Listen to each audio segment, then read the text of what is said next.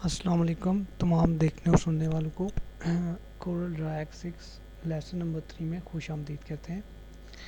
आज के जो हमारे लेसन कंटेंट्स हैं वो आप देख सकते हैं। क्रिएटिंग टेबल्स, टेबल बनाने के दो तरीके मैं आपको यहाँ पे बताऊंगा कि आप अगर कोई टेबल ड्रा करना चाहते हैं तो वो किस तरह कर सकते हैं। इस तरह export file in different formats JPG में कर सकते हैं और भी पीएनजी, ईपीएस और बहुत सारे फॉर्मेट्स हैं जिस तरह के आपको पीएसटी में भी कर सकते हैं। उसके अलावा पीडीएफ में भी कर सकते हैं। जिस तरह की फॉर्मेट आपको ज़रूरत होगी वो आपको मैं बताऊंगा। जो जो फॉर्मेट ये सपोर्ट करेगा वो कर सकते हैं। टेक्स्ट को 3D लुक कैसे देते हैं, टेक्स्ट की शेपिंग कैसे बनाते हैं, उसको किसी शेप पे कैसे फिट करते हैं, और डिस्टॉर्ट टूल जैसे कि किसी बॉक्स को या राउंड को हम शेप डिस्टॉर्ट टूल से कैसे दे सकते हैं। तो ये कुछ छोटा सा काम मैंने करके आपके लिए रखा था। अब हम प्रैक्टिकल करेंगे, आपको दिखाएंगे कि हम ये टूल कैसे सीख सकते हैं। क्रिएटिंग टेबल हमारा पहला कंटेंट है। टेबल क्रिएट करने के लिए सबसे पहले और सबसे आसान जो तरीका है वो टेबल टूल हमारे पास यहाँ पे मौजूद है। इससे हम टेबल ड्रॉ भी कर सकते हैं ड्रैग एंड ड्रॉप की मदद से। उसके अलावा हम यहाँ पे इसकी रो और कॉलम्स यहाँ पे मैनुअली ऑटोमेटिकली अगर जनरेट करना चाहें तो यहाँ से भी हम कर सकते हैं। फॉर एग्ज़ाम्पल 5 कॉलम और 10 रोज़ का हम टेबल चाहते हैं तो मैं लिख के एंटर करके क्लिक करूँगा यहाँ पे ड्रैग एंड ड्रॉप, तो ये हमारा टेबल ड्रॉ हो जाएगा। उसके बाद हम इसकी जो लाइंस हैं उसकी विड्थ हम चेंज करेंगे ताकि ये प्रिंटिंग में सही नज़र आए। तो मैं लेट्स सपोज इसको 1 पे कर देना, 1 पॉइंट। कलर इसका सेलेक्ट कर लेता हूँ लाइंस का, और बॉर्डर यहाँ से ऑल बॉर्डर्स करेंगे तो सारे ये बॉर्डर्स आपको नज़र आएंगे। उसके अलावा इसको बैकग्राउंड कलर भी आप दे सकते हैं, यहाँ से कोई भी बैकग्राउंड कलर आप चूज़ कर सकते हैं अपने इसके लिए। तो इसके बाद अगर आपने इसकी रोज़ को कॉलम्स को छोटा करना है या बड़ा करना है तो उसके लिए आपको सबसे पहले अपने इस टेबल को आप कर्व करेंगे। कर्व करने के बाद ये आपका नोट्स पे आ जाएगा। उसके बाद अनग्रुप करेंगे, और अनग्रुप करने के बाद आप एक फॉर एग्ज़ाम्पल ये सीरियल नंबर के लिए आप रखना चाहते हैं तो यहाँ पे सीरियल नंबर कर लेंगे। डिस्क्रिप्शन के लिए रखना चाहते हैं तो डिस्क्रिप्शन कर लेंगे, अमाउंट वगैरह वगैरह जैसे जिस तरह आपको चाहिए होगा आप रोज़ को एडजस्ट कर लेंगे। कंट्रोल पकड़ के करेंगे तो ऊपर नीचे नहीं जाएगा, सिर्फ लेफ़्ट राइट जाएगा, एक ही सीध में जाएगा। तो ये तरीका हो गया टेबल इंसर्ट करने का। दूसरा तरीका जो अक्सर मैं यूज़ करता हूँ वो तरीका भी मैं आपको बता देता हूँ। लेट्स सपोज आपके पास A4 पेज है और आपने A4 पेज के अंदर काम करना है, तो पहले सबसे आप A4 पेज यहाँ से सेट करेंगे, ऊपर से यहाँ से A4 पेज सेट करेंगे। उसके बाद आपने क्या करना है कि डबल क्लिक करेंगे रेक्टेंगल पे, तो जितना भी A4 साइज़ होता है वो पूरे पेज पे आपको बॉक्स क्रिएट करके दे देगा। अब आपने क्या करना है, इसमें एक चीज़ होती है कंटेनर, वो हालांकि हमारे कंटेंट में नहीं है लेकिन मैं आपको बता देता हूँ। कंटेनर बेसिकली हम यूज़ करते हैं इसलिए कि हम जब हमने करना होता है सेफ़ एरिया, तो सेफ़ एरिया के लिए हम कंटेनर यूज़ करते हैं। जितना ज़्यादा हम रखना चाहें सेफ़ एरिया, कितने mm का, हम 10 mm का लेट्स सपोज रखते हैं तो इंटर करता हूँ तो 10 mm का कंटेनर हमारे पास लग जाता है।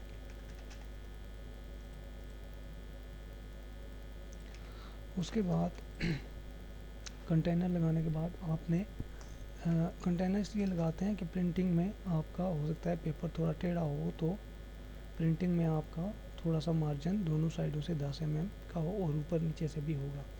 फिर आपने इसको ब्रेक कर लेना है। कंटेनर को ब्रेक करने के लिए कंट्रोल के प्रेस करेंगे तो आपका कंटेनर और आपका पेज दोनों अलग हो जाएंगे।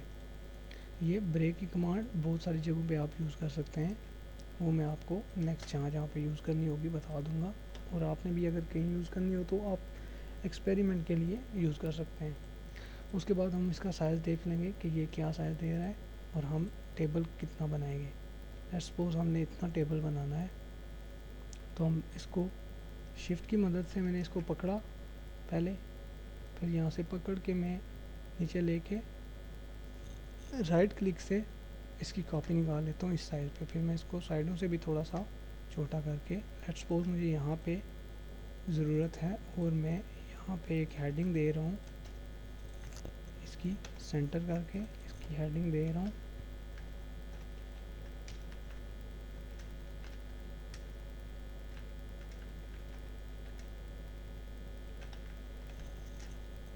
ये मैंने हेडिंग दे दी।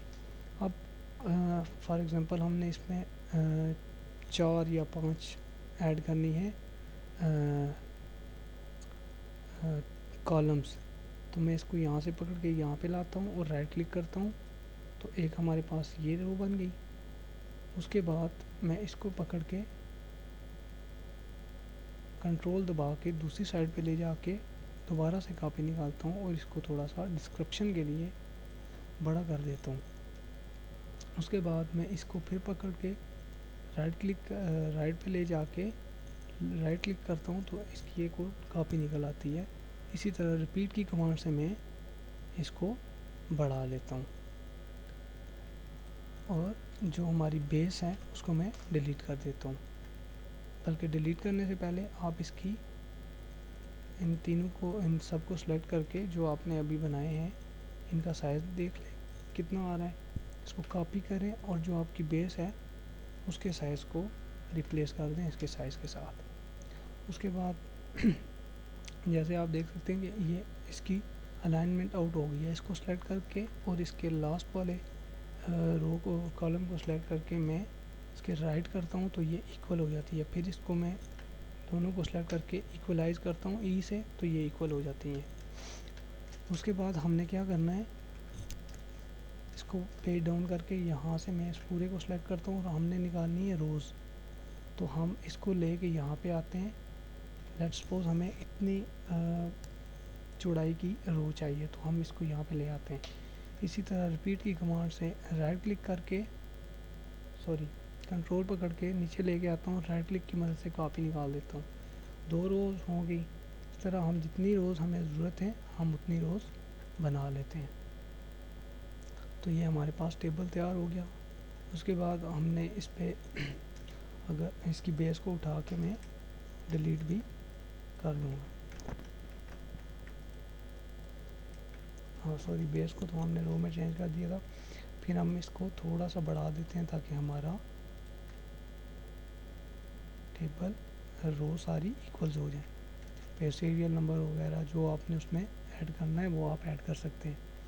तो ये था हमारा टेबल ड्रा हो गया।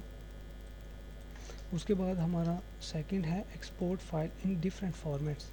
इसको हम बाद में यूज़ करेंगे, पहले हम 3D टेक्स्ट यूज़ कर लेते हैं।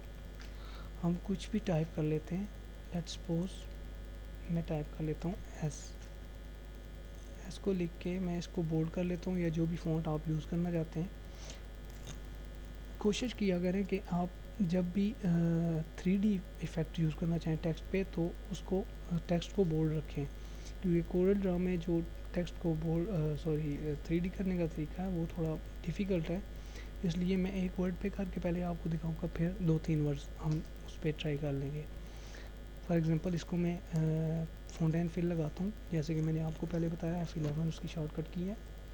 तो मैं इसको 2 कलर फाउंटेन फिल लगा के यहाँ से इसको कलर फिल कर देता हूँ फाउंटेन फिल। उसके बाद हमने इस पर लगाना है इसको 3D करना है। 3D करने के लिए हमें जो टूल चाहिए वो यहाँ पे मौजूद है। आप इस टूल पे जब कर्सर अपना लेके आएंगे तो नीचे आप उसकी डेफिनेशन लिखी होगी। डेफिनेशन आप देख सकते हैं, apply 3D effect into object to create the illusion of depth. इस पर क्लिक करते हैं। इस पे क्लिक करने के बाद अभी तक आपका कोई भी ऑप्शन एक्टिव नहीं हुआ। इसके कुछ प्रीसेट्स पड़े होते हैं, आप देख सकते हैं। कोई भी प्रीसेट भी आप अप्लाई कर सकते हैं। या आप अपनी मर्ज़ी से भी उसको सेट कर सकते हैं। अगर आपने अपनी मर्ज़ी से सेट करना है तो आप प्रीसेट को नहीं छेड़ेंगे, आप यहाँ से इसको लेके बाहर लेके जाएंगे। तो ये आपका 3D हो गया, लेकिन ये कुछ अच्छी लुक नहीं दे रहा। तो इसको थोड़ा सा मज़ीद बेहतर करने के लिए हम यहाँ से इसको 2 कलर देंगे ताकि थोड़ा सा शेड हमारे पास वाज़ह हो जाए। ये सिंगल कलर है, उसके बाद यूज़ सॉलिड कलर है, और उसके बाद इस पे जो है वो जिस तरह का आपका उस पर फाउंटेन फिल आपने लगाया हुआ था उसी तरह उसने उसको 3D बनाया है, नीचे से डार्क और ऊपर से लाइट। अब हम इसमें यूज़ करते हैं सॉलिड कलर। अगर सॉलिड कलर को यूज़ करना चाहते हैं तो सॉलिड कलर का वो दे देगा। अगर 2 कलर यूज़ करना चाह रहे हैं तो हम यहाँ से कोई भी अपनी मर्ज़ी के 2 कलर सेलेक्ट करेंगे और उसको वो अप्लाई कर देगा। उसके बाद अभी भी इसमें कुछ अच्छी लुक नहीं आ रही, तो इसमें मज़ीद हम थोड़ी खूबसूरती लाने के लिए इसको, अब ये जो हमने इसके ऊपर 3D इफ़ेक्ट अप्लाई किया है वो उसके साथ मर्ज है। इसको अलग करने के लिए दोबारा से कंट्रोल के दबाएंगे तो दोनों चीज़ें अलग हो जाएंगी। जब दोनों चीज़ें अलग हो जाएंगी उसके बाद हम इस पर शैडो लगाएंगे। जब इस पर शैडो अप्लाई होगा तब इसकी लुक मज़ीद चेंज हो जाएगी।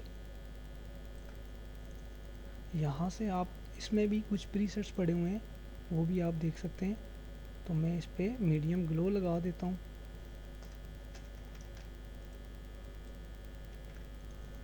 सॉरी, मैं इसको मैनुअली कर रहा हूँ। यहाँ से इसकी थोड़ी ट्रांसपेरेंसी बढ़ा देता हूँ और ये शैडो फेथरिंग इसको थोड़ा सा कम कर देता हूँ। आप अपनी मर्ज़ी से इसको सेट कर सकते हैं। यहाँ से भी आप इसकी जो है वो सेट कर सकते हैं।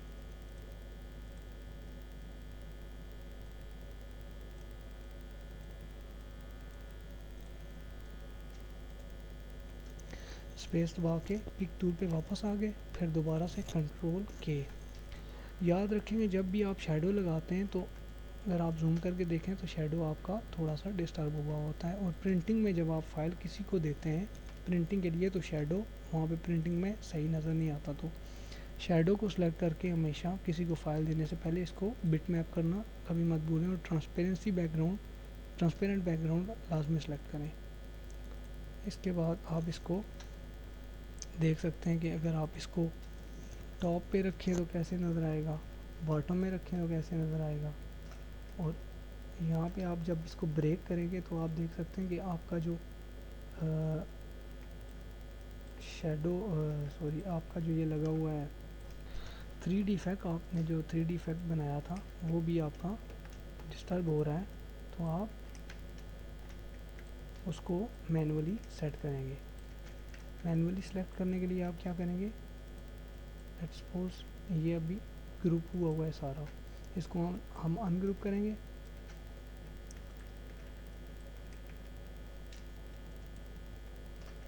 हम इसमें से कुछ पार्ट्स इसके पकड़ के यहाँ पे वेल्ड का टूल है, इनको वेल्ड कर देंगे आपस में। इसी तरह फिर इसके कुछ पार्ट्स पकड़ के इनको वेल्ड कर देंगे। इसी तरह हम ये सारा रिपीट करेंगे और इनको वेल्ड करते जाएंगे। जब ये सारे आपस में वेल्ड हो जाएंगे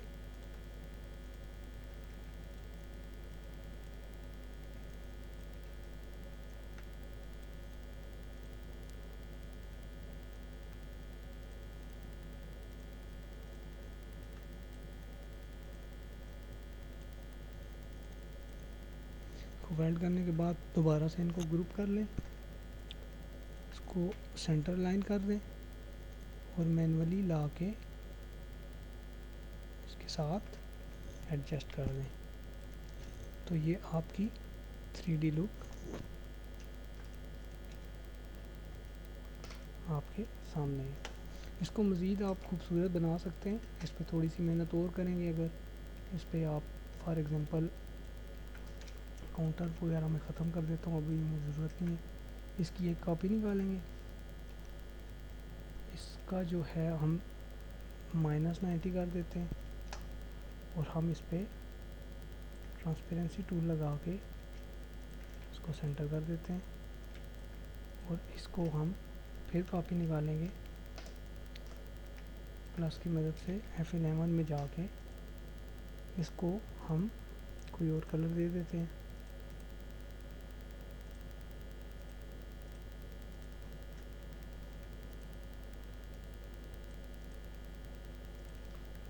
और इसको हम नीचे से ट्रांसपेरेंसी लगा के जिस तरह का आपको इफ़ेक्ट चाहिए होगा आप उस तरह के कलर लगा के उसको 3D बना सकते हैं। दूसरी चीज़ ये कि अगर आप इसमें टेक्स्ट को 3D बनाएंगे लंबी कोई लाइन लिख के, तो इसमें प्रॉब्लम ये आती है कि ये जब 3D उसको करता है तो ये उसको आपस में जोड़ देता है। तो इसलिए हम इसको वर्ड बाय वर्ड करते हैं या हम इसको 3D बनाने के लिए फ़ोटोशॉप की मदद लेते हैं।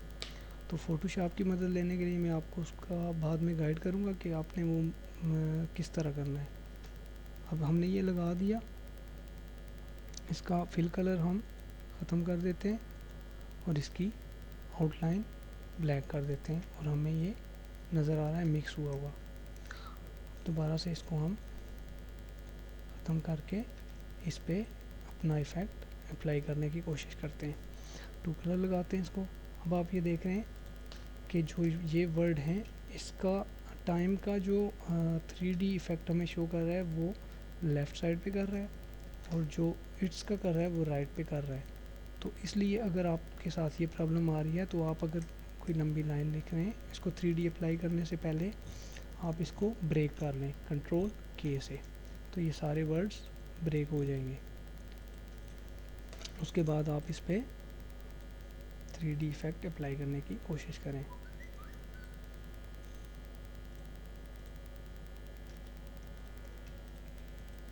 ये हमारा 3D इफ़ेक्ट इस पे अप्लाई हो गया। इसको शेडो लगा सकते हैं आप, इसकी फाउंटेन फिल लगा सकते हैं, सॉलिड कलर लगा सकते हैं, इस पे आप टेक्सचर लगा सकते हैं। वो फर्दर मैं आपको बताऊंगा कि किस तरह होता है। इसी तरह आप शो पे भी अगर लगाना चाहें तो आपने जितना इस पे लगाया है आप चाहते हैं कि मैं उतना ही उस पे लगा वो मेरा, तो यहाँ से सिलेक्ट करके इसको यहाँ पे ये ऑप्शन दे रहा है आपको कॉपी एक्सट्रूशन प्रॉपर्टीज़, तो आप इस पर क्लिक करते हैं तो जितना उस पर लगा है उतना इस पर लगेगा, लेकिन ये आपको मैनुअली इसको सेट करना पड़ेगा। इसी तरह आप टाइम को लगाएंगे।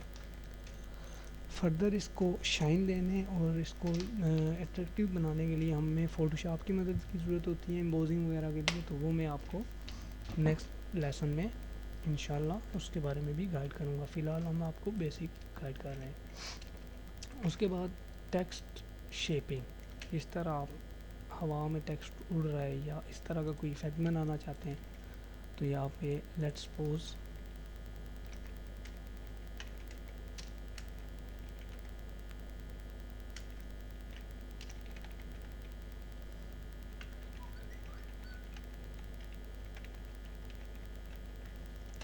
हमने एक टेक्स्ट टाइप कर लिया। फ़ॉन्ट आप अपनी मर्ज़ी का जो भी लगाना चाहें लगा सकते हैं, कलर अपनी मर्ज़ी का दे सकते हैं। उसके बाद आप अगर इसको देना चाह रहे हैं,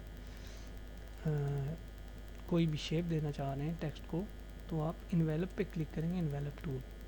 इसमें सेंटर में ये नोट्स दे रहा है, इनको डिलीट कर दें कीबोर्ड की मदद से सेलेक्ट करके। फिर यहाँ पे भी सेंटर में ये नोट्स दे रहा है, इनको भी डिलीट कर दें आप। इससे आपका काम थोड़ा सा आसान हो जाएगा। फिर अगर आप इस नोट को सिलेक्ट करते हैं तो यहाँ पे वही 2 टूल्स शेप वाले जो ये जिस तरह हमने शेप टूल में सेलेक्ट किया था, इस तरह यहाँ पे ये 2 टूल दे रहा है। यहाँ से आप इसको सेट कर सकते हैं। फिर नीचे से भी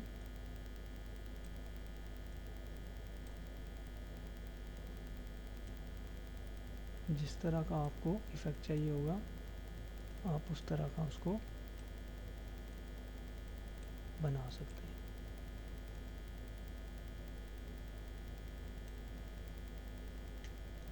लेट्स सपोज यहाँ पे मैं एक और नोट डाल देता हूँ और इस साइड से मैं इसको ऊपर कर देता हूँ,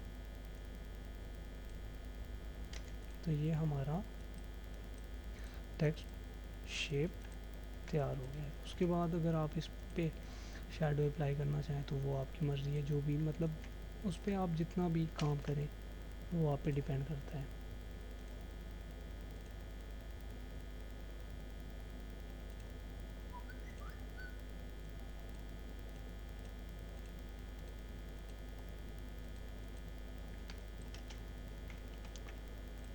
उसके बाद हमारा नेक्स्ट कंटेंट है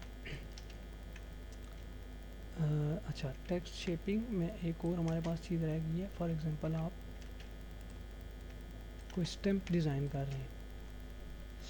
स्टैम्प डिज़ाइन करने के लिए आपको स्टैम्प का साइज़ मालूम होना चाहिए, कौन से साइज़ की, अगर राउंड स्टैम्प यूज़ कर रहे हैं तो साइज़ यहाँ से आप मिलीमीटर्स में या इंचज़ में जिस तरह भी आपको इजी लगे आप सेलेक्ट करके यहाँ से उस राउंड को साइज़ दे सकते हैं। उसके बाद आप इस पर कोई टेक्स्ट अप्लाई करना चाहते हैं। ये जो है ये हमारा स्टैम्प का फुल साइज़ है, या आप कोई लोगो डिज़ाइन कर रहे हैं, ये उसका फुल साइज़ है। आप चाह रहे हैं कि इसके अंदर राउंड में आपका टेक्स्ट आ जाए। आप इसकी एक कॉपी निकालेंगे, शिफ्ट प्रेस करके एरो की मदद से उसको पकड़ के अंदर लेके आएंगे और राइट क्लिक की मदद से उसकी कॉपी निकाल देंगे। उसके बाद आप कोई टेक्स्ट टाइप करते हैं,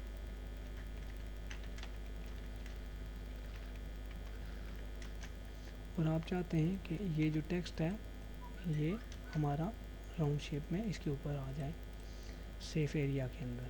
तो आप टेक्स्ट को सिलेक्ट करके टेक्स्ट में जाके फिट टू पाथ पे क्लिक करते हैं, तो वो आपसे पूछता है कि आपने किस जगह पे अपना टेक्स्ट फिट करना है, इसके बाहर करना है, इसके इधर करना है। जहाँ पे भी आपने टेक्स्ट सेट करना है वहाँ पे आप टेक्स्ट रख के क्लिक कर देंगे। उसके बाद यहाँ पे ये कुछ ऑप्शन दे रहा है कि किस तरह की शेपिंग आपको चाहिए, तो आप वो भी शेप्स आप सेट कर सकते हैं। ये आपको एक्स एक्सिस और वाई एक्सिस का भी दे रहा है, किस साइड पे आपने इसको मज़ीद मूव करना है अगर वो 100% उसने नहीं किया तो। ठीक है, बाकी चीज़ें भी आप इसमें चेक कर सकते हैं अप्लाई करके। उसके बाद अब आप देख सकते हैं कि ये जो टेक्स्ट हमने इसके ऊपर रखा है ये उसके साथ अभी तक मर्ज है, और अगर हम इसको टेक्स्ट को मूव करते हैं तो ये इसकी रोटेशन चेंज कर देता है। तो हम क्या करेंगे, दोबारा से इनको सेलेक्ट करके कंट्रोल के करने से बेसिकली चीज़ ब्रेक हो जाती है दूसरे पार्ट से। अब हम इसको कलर दे सकते हैं, उठा के थोड़ा सा ऊपर कर सकते हैं, या अपनी मर्ज़ी के मुताबिक इसको रोटेट भी कर सकते हैं। उसके बाद अगर इसी तरह आपने नीचे कुछ अप्लाई करना है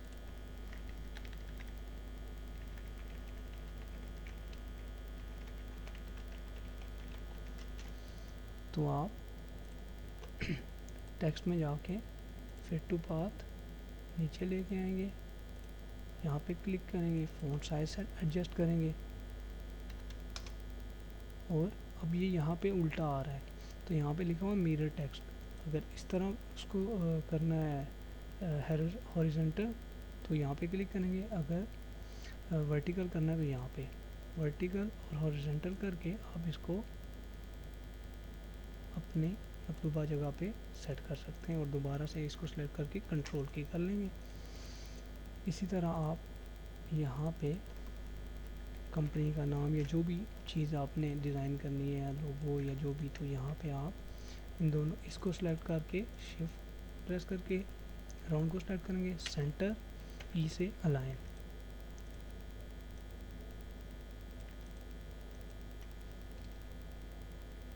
उसके बाद अगर आप यहाँ पे इसको मज़ीद अगर आप लोगो अगर तो स्टैम्प बना रहे हैं तो मेरे ख्याल में ये ओके है। उसके बाद आप स्टैम्प में मज़ीद कोई चीज़ अगर स्टार्स वगैरह कुछ ऐड करना चाह रहे हैं तो यहाँ से स्टार भी ऐड कर सकते हैं और इनको कलर भी दे सकते हैं। इसके अलावा आपने ये जो बॉक्स लगाए हैं इनको भी कोई कलर आप अपनी मर्ज़ी से दे सकते हैं।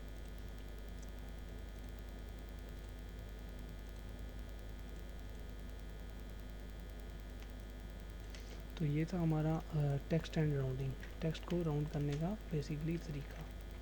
उसके बाद डिस्टॉर्ट टूल हमारे पास, डिस्टॉर्ट टूल से हम शेप ड्रा करेंगे। अच्छा, इसमें एक चीज़ और है कि ज़रूरी नहीं कि आप राउंड पे या रेक्टेंगल पे ही आप अपने टेक्स्ट को अलाइन कर सकें। आप अपना टेक्स्ट किसी भी कस्टम शेप पे अलाइन कर सकते हैं। फॉर एग्जांपल मैं यहाँ पे एक शेप ड्रा कर रहा हूँ।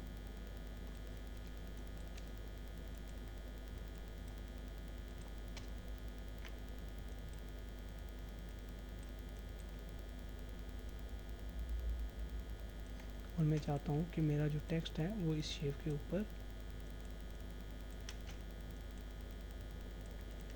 आ जाए। तो मैं उसी तरह यहाँ पे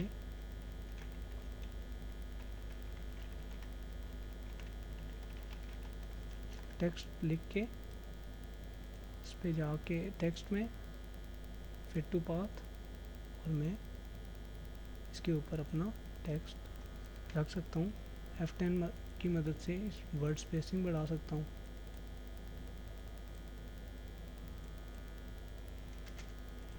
फिर कंट्रोल के करके इसको ब्रेक करके कलर दे लेता हूँ और लाइन रिमूव कर देता हूँ।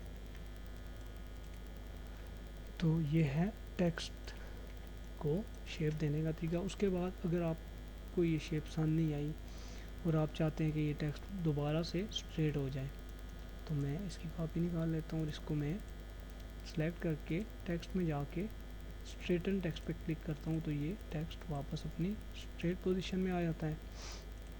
उसके बाद अगर मैंने इस पर कोई इफ़ेक्ट वगैरह यूज़ किया तो क्लियर ट्रांसफॉर्मेशन करता हूँ तो वो इफ़ेक्ट ख़त्म हो जाएगा। स्पेसिंग जो है वो मैं कम कर लूँगा F10 प्रेस करके, और ये मेरा टेक्स्ट नॉर्मल हालत में मेरे सामने आ जाएगा। उसके बाद हमने करना है डिस्टॉर्ट टूल। लेट्स सपोज आपने कोई रेक्टेंगल लिया है और आप चाहते हैं कि जल्दी से और आसानी से कोई भी शेप आपको ये ड्रॉ करके दे दे ताकि आपका टाइम बच जाए, तो आप डिस्टॉर्ट टूल में जाएंगे इसमें, और इसको अपनी मर्ज़ी से कोई भी शेप दे सकते हैं। यहाँ पे भी कुछ इसके ऑप्शंस हैं, प्रीसेट्स हैं, आप यहाँ से भी इसको कर सकते हैं। और अगर आपको प्रीसेट पसंद नहीं है तो यहाँ से भी आप अपनी मर्ज़ी का कोई भी चीज़ सेलेक्ट करके उसको कर सकते हैं। और उसके बाद आपकी अगर आपको आपकी मतलूबा शेप मिल गई है या आपको पसंद आ गई है कोई शेप जो इसने ऑटोमेटिकली जनरेट की है, तो आप उसको फिल कलर दे सकते हैं। उसके बाद आप उसको फाउंटेन फिल दे सकते हैं। जो भी आप उस पर अप्लाई करना चाहें वो आप उसको दे सकते हैं। और हमेशा जब भी आप फाउंटेन फिल लगाएं तो ये चीज़ ज़रूर याद रखें कि इसकी जो आउटलाइन होती है उसको रिमूव किया करें। क्रॉस पे ले जाके राइट क्लिक करेंगे तो आउटलाइन रिमूव हो जाती है। तो ये आपका डिस्टॉर्ट टूल। तो रिव्यू करेंगे। आज हमने सीखा कि टेबल कैसे बनाते हैं। टेबल बनाने का एक तरीका ये और एक तरीका ये। टूल्स आपने देख लिए। उसके बाद हमने एक्सपोर्ट फाइल रह गया। फ़र्ज़ करें हमने ये एक्सपोर्ट करना है। इस पर हम कुछ लिख लेते हैं,